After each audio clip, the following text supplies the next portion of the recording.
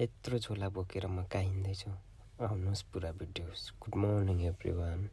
चापाबाटको हाम्रो यात्रा थियो खोटाङ र भोजपुर बिचसम्म। पानीले बाटोमा यस्तो डेन्जर कुटिरहेको थियो, यस्तो डेन्जर। बल्ल बल्ल बल्ल दुःख सुख गर्दाखेरि हामी पुग्यौँ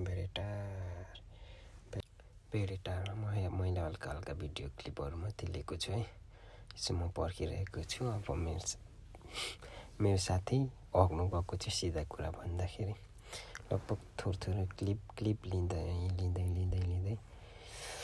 हामी पुग्न लाग्यौँ र फाइनल्ली पुग्यौँ चखेवा। यो चखेवादेखिको हाम्रो starting Mundhum trail starting point यस्तो दामी भइरहेको थियो, यस्तो दामी। चाउमिन बाटोमा भोक लाग्छ भनेर थोरै बोकेको एक डाँडा काट्न साथ हामीले फुकालेर खायौँ। हेर्नु न भ्यू, ओ माइ गॉड अति बवाल। भर्खर स्टार्टिङ एकचोटि भिडियो हेरिदिनु होला पुरा। मेरो साथी झोला बोकेर लङटङ हिँडिरहेको छ है।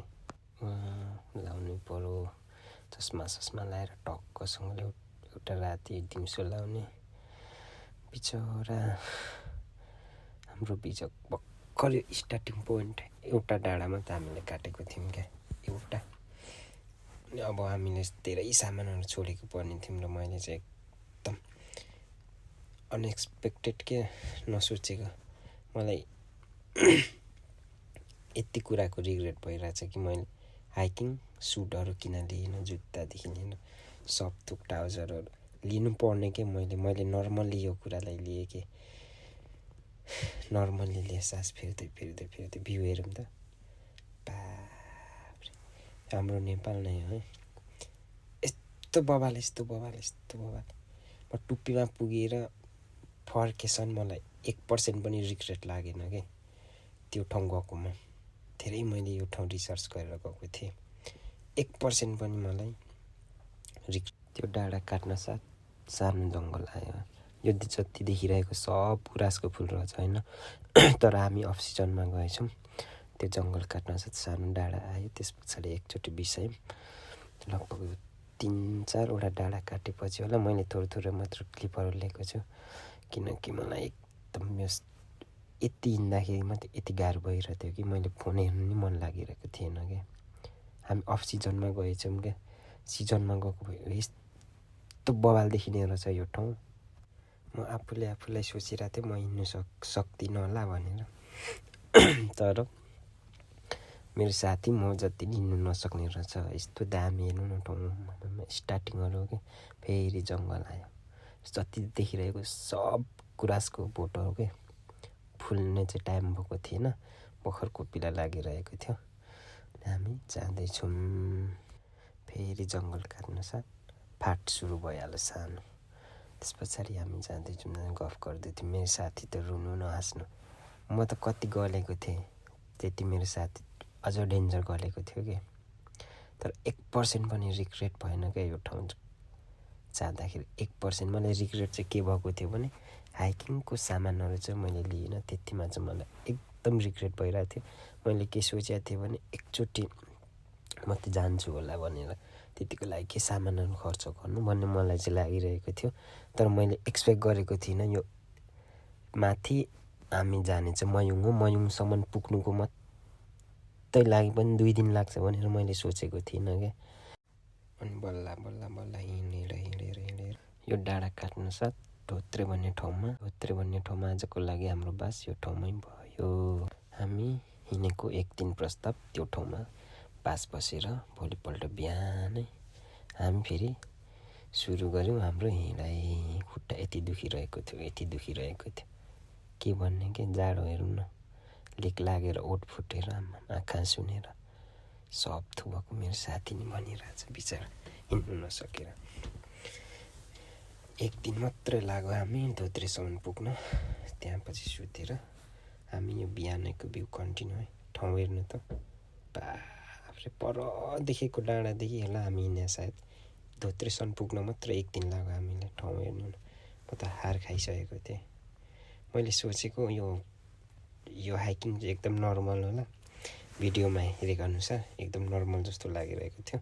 बाटोमा यस्तो चिन्डोहरू नि राखिदिएको थियो। बिउहरू पनि त मर्निङको यस्तो डाँडा त हामीले कति काट्यौँ एक दिन लाग्यो ठ्याक्कै। त्यस पछाडि बाटोमा हल्का यस्तोहरू नि राखिदिएर रहेछ राम्रोको लागि। घोडाहरू हेर्नु माथि सामान लानु चाहिँ मान्छेहरूले घोडादेखि लाँदो रहेछ कि क्या हो, लाँदो रहेछ क्या होइन, लाँदो रहेछ। अनि यस्तो डेन्जर कि एकछिन गले त्यस पछाडि पल्टियो, फोटो खिच्नु पनि फेरि सुरु भयो हाम्रो यात्रा। ओमा यस्तो डेन्जर नसोचेको यति गलिरहेको थियो, खोकिरहेको थियो लेक लागेर। खानेकुरा सामान चाहिँ बोकेको थियौँ ब्यागमा, तर खानु चाहिँ मन थिएन। आधी सामान चाहिँ तल स्टार्टिङ पोइन्टमै मैले छोडेर हिँडेको थियौँ हामीले।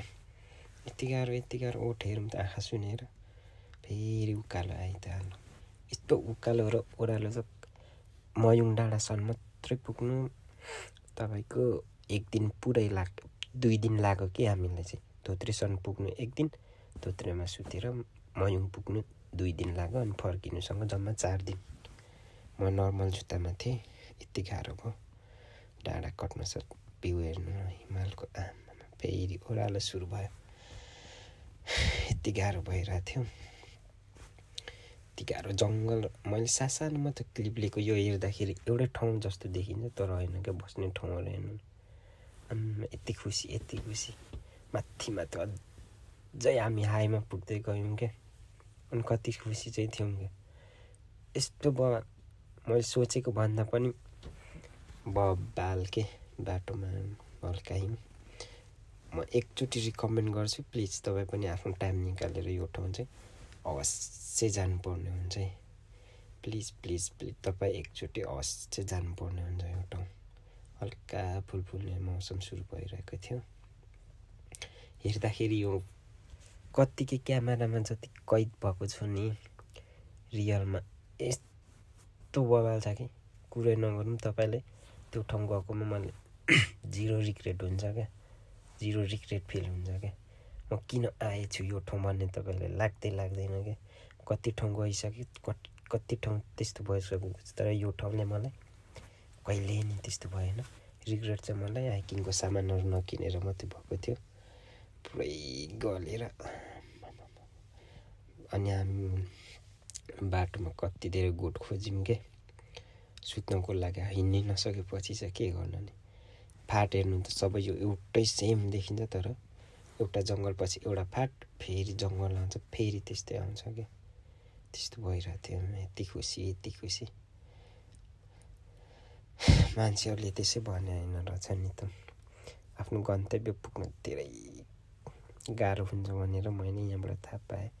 धोत्रे पोखरी तल घर हेर्नु त यस्तो दामी कि यस्तो डेन्जर थाकेको थियो, कुरै नगर्नु कि। लगातार 2 दिन हिँडाइले यस्तो भएको थियो। मेरो साथी बिचरा यति खुसी, लेक लागेर नाकबाट सिगानको ठाउँमा ब्लड आइरहेको थियो क्या, तर पनि हामीले कन्टिन्यू गऱ्यौँ कि हाम्रो यात्रा सफल गर्नुपर्छ भनेर। मुन्दुमको बारेमा, यो मुन्दुम ट्रेलको बारेमा मैले धेरै, यसको बारेमा किताबहरू पनि रहेछ, मैले धेरै यसलाई रिसर्च गरेको थिएँ। अनि यो चाहिँ प्राय होइन, यो चाहिँ खासमा किराँतहरूको भन्ने कुरा चाहिँ मैले सुनेको थिएँ। यस्तो दामी सबै देखिन्छ एउटै फाट, तर यो फाल्टै के, एउटा फाट आउँछ अनि जङ्गल आउँछ, फेरि आउँछ। सिजनमा जानुपर्ने रहेछ। यो ठाउँ फेरि उकालो सुरु भइहाल्यो। पछाडि हेर्नु न, यस्तो डाँडा कति काटेर आयो। पानीले यति कुट्यो, बाटोमा यति कुट्यो, पानीले कुट्यो, जिउमै लुगा सुक्यो, फेरि गयो। एकचोटि सुत्यो, फेरि उठ्यो, फेरि हिउँ सुरु भयो। अब धेरै माथि पुगेर अब हिउँ सुरु भयो। जति देखेको सब गुराँसको फुल हो। मैले फर्स्ट टाइम देखेको गुराँसको फुल यत्रो ठुलो नि हुने रहेछ भनेर।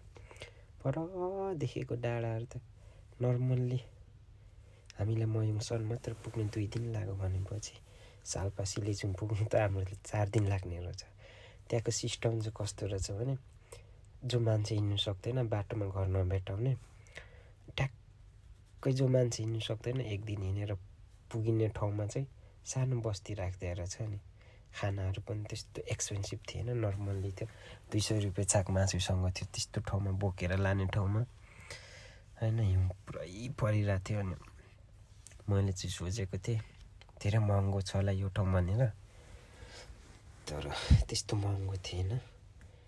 मान्छेहरूले सामान बोकेर लाँदा पनि खानाको पनि 200 रुपियाँ थियो, बस्नको लागि एकजनाको 200 रुपियाँ थियो, त्यस्तो महँगो थिएन बोकेर लाँदा पनि। हामी चाहिँ अब धेरै माथि पुगिसक्यो। हिउँ हेरौँ न, यो जुत्ता चिप्लेर मैले जुत्ता किनिनँ, जुत्ता र सुट किनिनँ।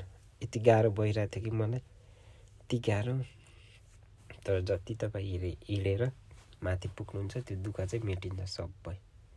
यस्तो भयो भाले जति क्यामेरामा देखिरहेको छ पुरै 1300 जस्तो देखिरहेको छ नि। यो एक डाँडा पुग्नमा त यति स्ट्रगल गर्नु पर्यो क्या हामीलाई। ऊ तलदेखि यो झन्डासम्म पुग्नुलाई पनि यति दुःखले यो झन्डा पुग्नुमा यति दुःख के। तर क्यामेरामा हेर्दा कति नर्मल देखिन्छ नि। धेरै हाईमा पुगिसकेको थिएँ, मलाई एकदम लेक लागिरहेको थियो, हात खुट्टाहरू चलिरहेको थिएन। पर देखेको डाँडाहरू त त्यस्तो डाँडा त कति काट्यो कि पुगेको मान्छेलाई चाहिँ सायद थाहा छ होला होइन। तर कसै जानु भएको छैन भने म चाहिँ फेरि पनि रिकमेन्ड गर्छु कि तपाईँको पनि थोरै टाइम निकालेर यो ठाउँ चाहिँ जानुपर्ने हुन्छ। तर जाँदाखेरि चाहिँ एकदम प्रिपेयर भएर जानुपर्ने हुन्छ। हाइकिङको सेटहरू लिएर सुट बुट अनिवार्य चाहिन्छ। चाउचाउ खाँदै ओह्रालो लाग्यो। तल एकजना भाइ पनि गइरहेको थियो, सँगै हामी 3 जना गयौँ। यति गाह्रो। हामी जाने चाहिँ मयुङसम्म हो, बाटो छुट्टिने रहेछ आदिबाट, साल्पा सिलिचुङ र मयुङको। हामी चाहिँ मयुङतर्फ लाग्यौँ। यति गाह्रो भइरहेको थियो कि यति जाडो पनि थियो। एक सुटमा त मैले लुगा बोकेको थिएँ, आधी लुगा तलै चखेवामै छोडेको थिएँ। यति गाह्रो आम्मामा, यो जति नर्मल देखिरहेको छ नि, तर यो यति उकालो थियो कि भाकुरै नगरमा हाँसपोखरी लगभग हामी पुगिसक्यौँ। मलाई यो बेला फोन पनि हेर्नु मन लागेको थियो। मलाई मात्र मन थियो फर्केर कसरी घर पुग्नु। आइ त हालियो, अब फर्केर कसरी पुग्नु, मलाई त्यति मात्रै मनमा थियो। तर फर्केर आउँदा त आम्मामा माथि पुग्दा कुहिरो डेन्जर लागिरहेको थियो। तर नि एकदम 0% रिग्रेट, 0%। हेर्ने हो त अब हेर्ने हो भ्यू। अब सुरु हुन्छ। लगभग हामी धेरै हाईमा थियौँ, 3000 भन्दा नि माथि पुगिसकेको थियो होला सायद लगभग। अब सुरु हुन्छ भ्यू। ओ माइ गॉड, हेरौँ त पछाडिको जति क्यामेरामा कैद छ, रियलमा यस्तो हो भाले मान्छेहरू सुटिङ गर्न किन जाँदैन जस्तो लाग्यो कि। यस्तो ठाउँहरू हुने रहेछ। हेरौँ न पछाडि क्यामेरामा यस्तो क्लियर आइरहेछ। सायद यो मैले अपलोड गरिसक्दाखेरि यसको क्वालिटी पनि घट्छ होला, त्यो थाहा भएन। मैले चाहिँ न कुनै कन्टेन्ट क्रिएटर न कुनै के हो सम्झनाको लागि फेसबुकमा हाल्छु भनेर मैले सबै क्लिपहरू लिएको थिएँ। कुनै दिन फ्री भएको बेला हालौँला भनेर। फ्री भयो आज चाहिँ। पछाडि हेरौँ न, पारिपट्टि भिर वारिपट्टि भिर, अनि बिचमा डाँडा। जुत्ता चिप्ल्यो भने एकैचोटि तल खोल्छ भने फर्किने बेला चाहिँ यो डाँडाको पछाडिबाट हामी फर्क्यौँ। त्यो ओह्रालो झन् नसकेर एकदम जुत्ता नि चिप्लिरहेको थियो, खुट्टा नि खाइरहेको थियो। हेरौँ बाफ्रे, जति क्यामेरामा कैद भइरहेछ त्यति रियलमा कति 99% पछाडिको भ्यू हेरौँ त। के हो यस्तो, धेरै माथि पुगिसक्यौँ। यो ठाउँमा चाहिँ कस्तो भेडा बाख्राहरू चराउने र सिजनमा माथि गोठ बसेर, गोठहरू सानो त्यस्तोमा पनि बस्दै गयौँ। आलु पोलेर खाँदै गयौँ। खानेकुरा पनि बोकेको थियौँ, बादी सामान तलै छोडेको थियौँ। धेरै माथि पुगिसक्यो। अब हिउँ के हिउँ, यो पुरै हिउँले ढाकेको थियो। मैले त्यतिखेर चाहिँ खिच्नु अल्छी लाग्यो। मलाई माथि पुग्नु मात्रै थियो, जुत्ता चिप्लिरहेको त फोन हेर्नै मन थिएन। भ्यू हेर्नु त तर क्यामेरामा त सब खेतबारी जस्तो देखिँदो रहेछ रियलमा त ओ माई गड एकचोटि चाहिँ तपाईँ पनि जानुपर्ने हुन्छ है खेत जस्तो देखिरहेको छ नि तर यो यस्तो उकालो थियो कि यस्तो डेन्जर तल हेरौँ म त कहाँबाट आएको जस्तो लाग्यो आफूलाई तपाईँको चखेवा पुग्नु 1 दिन अनि हिँडेर माथि पुग्नु 2 दिन अनि तल झर्नु 2 दिन 4 दिन घर पुग्दा 6 दिन जस्तो भएको थियो लगभग बाटो यो रियलमा यस्तो डेन्जर देखिरहेको थियो यस्तो डेन्जर लेक लागेर सिगानको सट्टा रगत बगिरहेको थियो नाकबाट मेरो छोरीहरू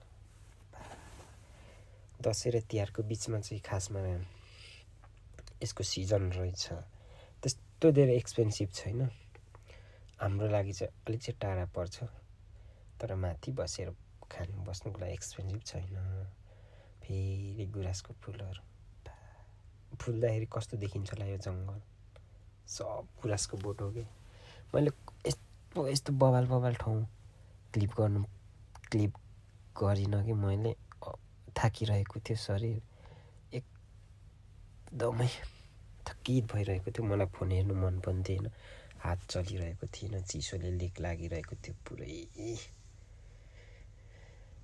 हेरौँ न तिम्रो साथी बिचरा नयाँ जुत्ता किनेको खुट्टा खाएर यस्तो बवाल यस्तो बाटोमै बनाइदिने कि यो देखिएको चाहिँ धनुष छ वाबुब छ चिन्डो छ चुलाहरू सब थियो लगभग मैले हल्का स्लिप गर्दै यो चाहिँ हामी फर्किने बेलामा तल झर्ने आधी त्यही धोत्रेसम्ममा हो 1 दिन माथिबाट तलसम्म यो होटेलमा बसेर यो खाना खाएर हाम्रो दिन अन्त्य भयो।